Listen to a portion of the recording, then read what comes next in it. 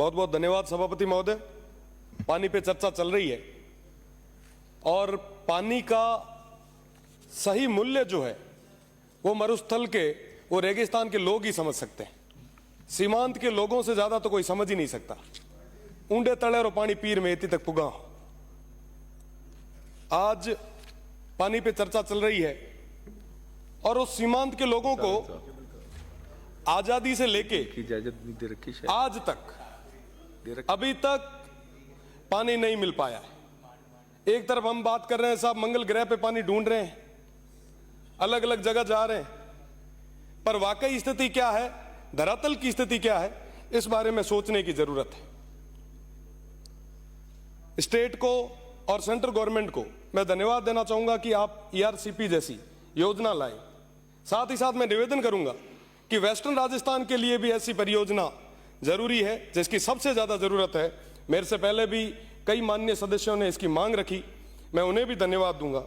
साथ ही साथ सभापति महोदय, आपके माध्यम से मैं प्रदेश की सरकार से निवेदन करना चाहूंगा कि नर्मदा व इंदिरा गांधी नहर है वो काफी लंबे समय से उनका एक्सटेंशन भी रुका हुआ है और काम भी अधूरा है। सीमांत के लोग चाहते हैं कि नर्मदा और इंदिरा गांधी नहर को आपस में जोड़ा जाए ताकि वो जो DNP क्षेत्र है, वो जो सीमांत के लोग हैं और उनकी जो जमीन है उसका फायदा मिल सके, वहां पे बुआई हो सके। आज के समय में ये बहुत ज्यादा जरूरी है। नर्मदा नहर की मैं बात करूं तो 2013 में इसको लाया गया था, 2017 तक कंप्लीट करना था, 217 गांवों का लक्ष्य था, पर मुझे बड़े दुख के साथ कहना पड़ रहा है कि आज भी वो पूरी नहीं हो पाई और अभी तक वो टेस्टिंग में चल रही है। मेरा निवेदन कि इंदिरा गांधी नहर परियोजना थी, उसका भी एक्सटेंशन रुका हुआ है। मैं निवेदन करना चाहूंगा कि इस बारे में भी आप दिखवाएं। बाड़मेर लिफ्ट कैनाल के माध्यम से शिव ब्लॉक के और बाड़मेर तक, बाड़मेर की विभिन्न गांवों तक पानी पहुंचाया जाता है, पर मोहनगढ़ जहां से ये पानी आता है वहां पे कई बार बिजली आपूर्ति की कमी के कारण ये समस्याएं पैदा हो रही है। आज जल और बिजली दोनों की चर्चा है, इसलिए मैं इस मुद्दे को भी विशेष रूप से रखना चाहूंगा। मुझे भरोसा है आने वाले समय में प्रदेश की सरकार इन विषयों पे मुख्य रूप से ध्यान देगी। आप जो ट्यूबवेल दे रहे हैं, माननीय मंत्री जी ने अभी, सरकार ने जो ट्यूबवेल, जो हेडपंप्स की अभी हमें जो दी है, मैं उनके लिए भी धन्यवाद देना चाहूंगा। उससे पहले भी हमें कई सारे हेडपंप आपने दिए, उसके लिए भी मैं धन्यवाद दूंगा। आप जो हेडपंप दे रहे हैं वो बोरवेल 600-700 फीट के बाद में आपका विभाग कहता है कि साहब इससे ज्यादा हम कर नहीं सकते, अमाउंट इतना ही है। हमारा वो भौगोलिक क्षेत्र जो है, भौगोलिक जो स्थितियां हैं वो अलग है। वहां की 900-1000 फीट उपेल तो के पानी को नहीं, आप 600 तक खोतरे छोड़ दिया करो। वहां पे जरूरत है कि प्रॉपर तरीके से ट्यूबवेल्स हो, उन लोगों को पानी के लिए भटकना नहीं पड़े। एक ढाणी से दूसरी ढाणी के बीच का जो गैप है वो बहुत ज्यादा है। मेरा निवेदन कि आप इस बारे में भी सोचें। साथ ही साथ जो पुराने हमारे संसाधन थे, बेरियां थी, बावड़ियां थी, हमने उनका रखरखाव छोड़ दिया।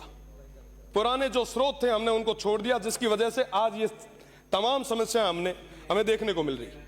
मेरा निवेदन रहेगा कि आप एक विशेष पैकेज बनाएं, विशेषकर सीमांत के उन लोगों के लिए, ताकि वो जो बेरियां हैं, वो बावड़ियां हैं, वो तालाब है, उनको हम पूरे तरीके से संरक्षित कर सके। साथ ही साथ एक जायका का प्रोजेक्ट रुका हुआ है, काफी लंबे समय से वो पेंडिंग चल रहा है। चोटन की 18 पंचायतें जो मेरी आ रही है, उसके साथ साथ चोटन क्षेत्र के भी कई सारे गांव इससे प्रभावित हो रहे हैं। मेरा निवेदन कि आप इस बारे में भी सोचें। मेरा निवेदन कि स्टाफ की बहुत ज्यादा कमी है। आपको बताना चाहूंगा कि जो नर्मदा है वहां आलेटी से लेके गडरा तक लगभग 5 AN लगते हैं, पर वहां पे 1 AN ही पोस्टेड है। मेरा निवेदन कि आप स्टाफ को भेजें और कम से कम जिनसे कोई जो पिछली गवर्नमेंट में सही काम नहीं कर रहे थे, आप तो उनको भी भेज दो, पर हमारी वो पोस्टें भर दो, ऐसा मेरा निवेदन रहेगा। साथ ही साथ काफी लंबे समय से ये जो गर्मी के दिनों में आप कार्मिक लगाते हैं, इनके अंदर कई सारी अनियमितताएं हैं। आप इन ठेकों पे विशेषकर जांच करवाएं। लंबे समय से, जब से ये आपने ठेका प्रथा शुरू की है, तब से लेके आज तक इसमें भारी अनियमितताएं हैं, आप इसकी जांच कराएं। थोड़े दिन पहले मैं एक बस माननीय सभापति, मैं एक गांव बिजावल में गया।